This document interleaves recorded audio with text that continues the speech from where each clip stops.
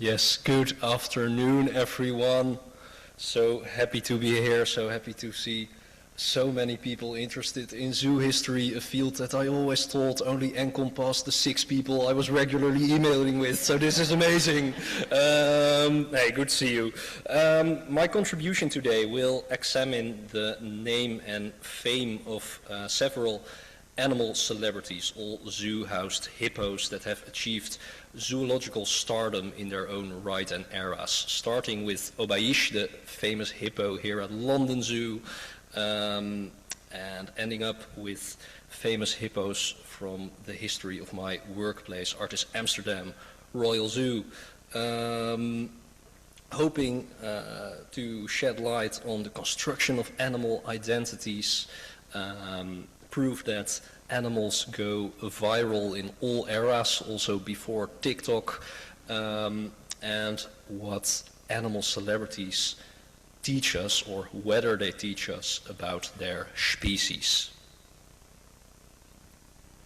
The tale obviously starts in London. In 1826, the Zoological Society of London is founded, and its zoological gardens open in 1828. And the general advancement of zoological science was its aim. And for this purpose, a collection of live animals was amassed. And it was a secluded society. You had to be a member. Interest was great during the first few years, but admission was only granted to paying members and those who made contributions, and contributions could be the membership fee or live animals given to the collection. And it became a part of London high society. However, after a few decades, the novelty of the Zoological Society had apparently worn off. In the 1840s, membership dues did not generate enough revenue to keep the garden going. And to address these financial difficulties, Secretary General David Mitchell made some important changes.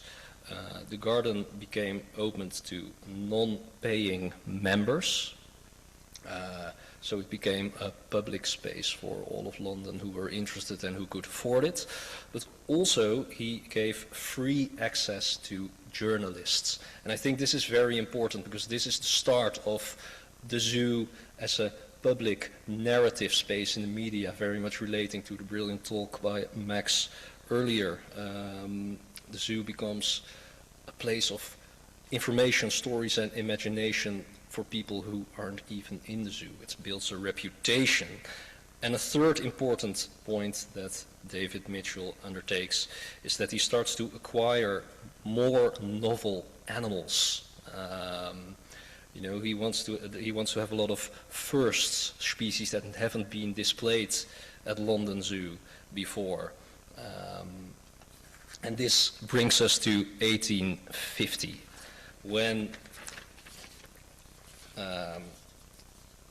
a hippo is caught in the White Nile River on an island called Obaysch. Probably butchered that, but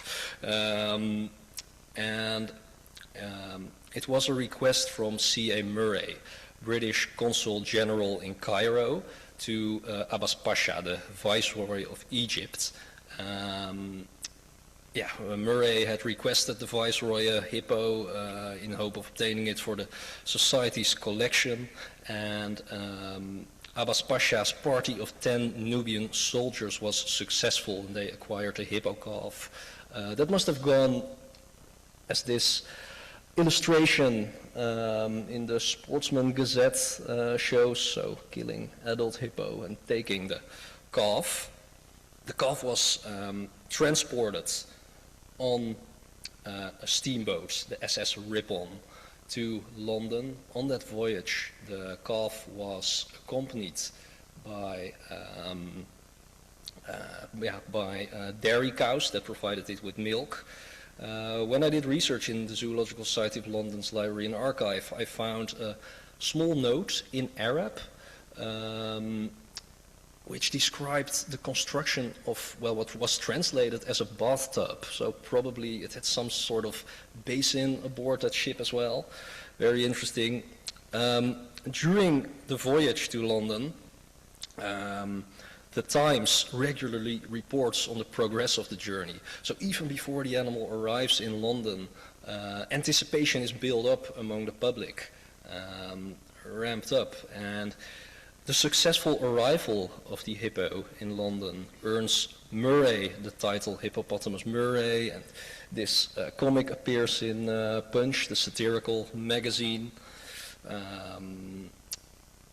and excitement is high among Londoners even before the animal has arrived, and once he has arrived, there's a true hippomania erupting. We cannot imagine what it must have been like to see this animal for the first time in the flesh before, only heard of in tall tales and maybe seen in illustrations. Regent's Park received at least 2,000 visitors a day. There became a black market for ticket resales. The hippo was a world-celebrated gift. It elevated the society's collection to an unparalleled status and simply became a public favorite. And the animal, of course, was named Obaysch after the island where he was caught. What's interesting is that a few years earlier, in the 1830s, the first giraffes had arrived at London Zoo, and they too sparked huge fascination with the public, and they were presented as fairy tale-like, compared with the giants from Gulliver's Travels, etc. And here in this illustration we see the masses gathered for Obaysch. And then on the side we see a giraffe jealously peering over to its neighbor. So this illustrates that the novelty of these animals also quickly wore off, and that by feeding into the expectations of the crowds for novel animals, they also created a continuous demand for novel animals. And later on in the 19th century, London Zoo would be the first zoo to exhibit a porpoise and a gorilla, for example. And we also see a human figure here.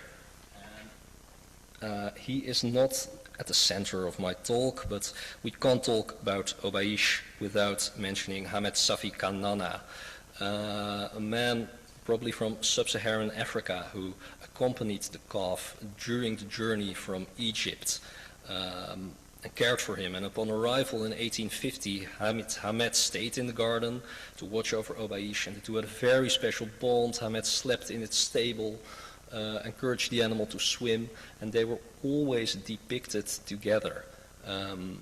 Success of Obaysch of the Zoological Society can be largely contributed to his skill and care. At the same time, they were always presented together, and there was definitely a connotation to this. Hamed amplified the exoticist identity of Obaysch, the duo provided an exotic spectacle. The hippo lived in a side wing of the giraffe house, which is still standing at London Zoo. And then on the other side of the giraffes there were eland antelopes. Surroundings looked far from natural, and today a geographical layout is very common in zoos. At the time, this was really described as a little piece of Africa in London.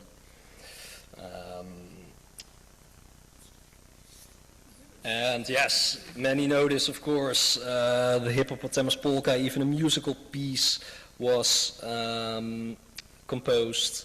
The zoo received 10,000 visitors a day at the highest point. Not everybody was impressed. Charles Dickens wrote that he didn't understand why people were so charmed by this water hawk. But the whole of the British population heard the message that was spoken by the society, came to know Obaysch, came to know the myths surrounding him, surrounding the institute, and were able to see the exploits of British diplomacy. And he became a national pet, and for Obaysch an extensive obituary appeared in newspapers when he passed, and he was at the center of many different narratives, diplomatic success, symbol of distant lands, and also, well, introduction of a new novel species. And by the 1860s, zoological gardens has been shortened to zoo. The OK thing on Sunday is walking in the zoo is a popular song in the London music halls, and I don't think that the short form for zoological garden would ever have emerged if it wasn't for a certain hippo. This popularity brings us to Amsterdam. The Zoological Society of London very early on had a Dutch member, Gerardus Frederik Westerman, a publisher and a bookseller, very much interested in nature. And he was a member of the society, and he wanted to establish a similar institute in Amsterdam. And 10 years after the Zoological Gardens of London opened its gates, he established in 1838 the Amsterdam Zoological Society Natura Artis Magistra, Latin for nature is the teacher of arts and sciences. And what we see constantly in 19th century zoo history is that London Zoo is always the trendsetter. Whenever London has something, other zoos need to have it as well, be it giraffes, be it a fish house before even the word aquarium existed. Same with hippos.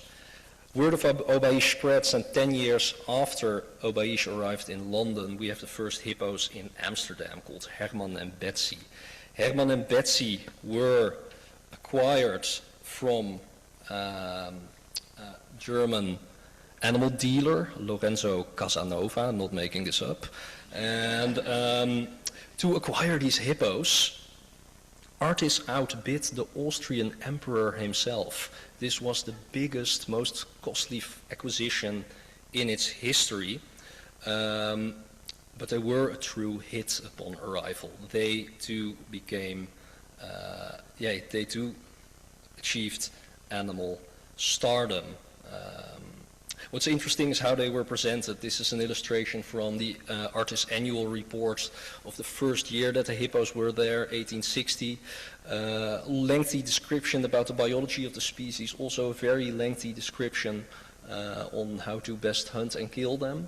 So, really instrumentalist view of nature, of animals. Herman and Betsy gave birth to a lot of calves, and Herman Jr. became the first hippo calf successfully raised in human care, and he, in modern words, truly went viral. Artists from all over Europe, even as far as Leipzig, would come to Amsterdam to draw this hippo. It was really a unique chance to witness a calf. Now, Herman Jr. met an untimely end here in London. He was, when he matured, sold to well-known London-based animal dealer Jamrach, and then sold to the Crystal Palace and perished in the fire there. Yeah, and to make it worse, when they found the carcass, the scientists thought this is our chance to see what cooked hippo tastes like, and it tastes like veal, according to their report. But Herman and Betsy, they both lived remarkably long lives. And they also had afterlives. When Betsy passed, it was written that an Amsterdam citizen of great bearing had died. So they were really part of the Amsterdam conscious. Herman's skeleton was preserved. And what's interesting is that he was in perfect health when he died. No arthritis, no worn-off teeth. Betsy's skin was preserved, both in depot collections now. So important in life, important in death. And that brings us to the last hippo in this line of hippos, and to a very practical use of zoo history. Brings us to Tanja, probably the most famous animal that ever lived in Amsterdam. A hippo born in 1960. She would be the last hippo at ARTIS. And if you go to Amsterdam and you mention the name Tanja, I kid you not, everybody knows what you are talking about. Most well-known ARTIS animal, most well-known Amsterdam animal in general. And she lived in a time when zoos were radically different from the 19th century and were also radically different from what they are today. Tanja's surroundings, the 1960s era brutalist hippo house, were barren and contained vegetation mostly outside of the animal areas. There was a lot of physical contact between keeper and animal. She was fed a lot of bread, which has completely disappeared from zoo animal diets nowadays in accredited zoos.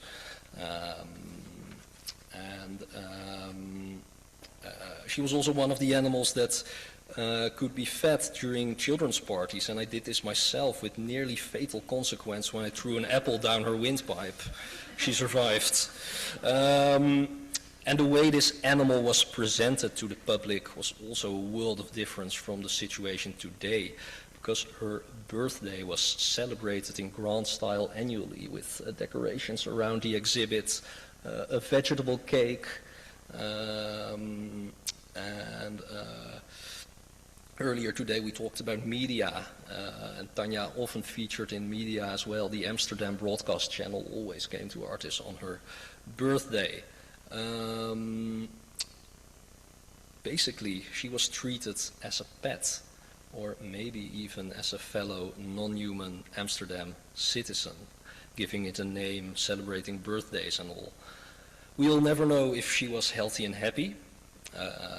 We do know that the last 13 years of her life were spent alone, which is highly unnatural for a hippo. And on Christmas Day 2009, she was euthanized due to age-related issues, skin problems, which are common in hippos, and then something remarkable happened. A true condolence registry emerged around Tanja's empty exhibit. This was not set up by zoo staff. People came to the zoo and paid their respects. When the animal died, it was on Christmas Day 2009, and on the national news broadcast, her passing was the first item after the Dutch Queen's speech. So impact was enormous. Graffiti popped up around Amsterdam. Why was this animal a celebrity? Why were all these animals celebrities? You know, animal grew old. She was nearly 50, so she was always there during an artist visit. Many generations of Amsterdammers grew up with her. You simply couldn't miss her. You always saw her. And, you know, being hippo, she was, of course, large, but also in the zoo exhibits of the time, she had no place to hide. Maybe this is not enough explanation. Scientific research in zoo visitor preferences has shown that people are innately drawn to what I call charismatic megafauna. It's much easier to feel interest and sympathy for large, impressive animals than for ectotherms or small, inconspicuous animals. Ask any zoo visitor what they really do not want to miss, and 9 out of 10 times it's some type of African large mammal. And that also raises a very important question about all the individual animals that we've spoken about. Did people see a hippo, or did they see Tanja? Did they learn anything about species in general? Modern zoo exhibits are progressively becoming amazing at showing social, multi-species and ecological relations. But when they looked at an animal like this, didn't people mostly experience all these narratives that I described that were being created? Tanja also had an afterlife. Was made into a taxidermy mount. And an important part of her legacy, artists taught a lot about animal identities after Tanja passed, realized that Tanja had this really human identity, and then decided to not publicly name animals anymore in 2015. Thinking that Giving an animal a human name detracts attention from information about their species, about conservation issues, and regarding the animal as a representative of their species. And this was highly controversial at the time, caused a lot of discussion inside and outside the organization, but many European zoos followed suit. Tanja was made into a taxidermy mount, and earlier this year I had the honor of curating an exhibition in a museum, the ARTIS Museum, that is connected to the zoo, about Tanja, about human-animal relations, and about zoo history, and about how zoos have changed throughout the ages. First time I saw a flying hippo, probably. Exhibition, of course, the taxidermy mount was the center point, and because of her popularity, in the conscience of Amsterdammers, she was so well suited to tell stories about a changing relationship between humans and animals, both in the zoo context and within broader cultural history. We're able to display a lot of objects from our own history. We have a large heritage collection, hippo remains, old yearbooks, archive material, fancy hats, and so on. And really trying to invite visitors to think about their memories of Tanja, of the animal, and asking again, what did you see when you were looking at this animal? And of course, history and ZSL's history as well is riddled with these iconic animal individuals. Jumbo has already been mentioned, but there's Winnie the bear that inspired Winnie the Pooh. There's Chi-Chi, the Cold War giant panda star. Animals are still going viral in this day and age. We all heard of Mudeng, and I don't think there's a lot of difference between Mudeng, the pygmy hippo, and a certain hippo in 19th century London. And to end close to home, recently at ARTIS 2 elephant calves were born, and the naming policy was reverted. Research has shown that people take up information easier when there's a name attached to animals. And it's easier also, of course, to communicate about animals when you can direct to them with the individual name. Again, this led to discussion, and I think that this has led me to reach a conclusion about an intrinsic contradiction to the zoo. It's very hard to be an educational institute, a species conservation center, and a fun day out for the whole family all at the same time, and then speak to all these different audiences, all these different managers with one voice. But these contradictions are also what make zoos such interesting topics of study and such fascinating places to work at in past, present, and future. Thank you very much for your attention. I hope to see you all at ARTIS someday.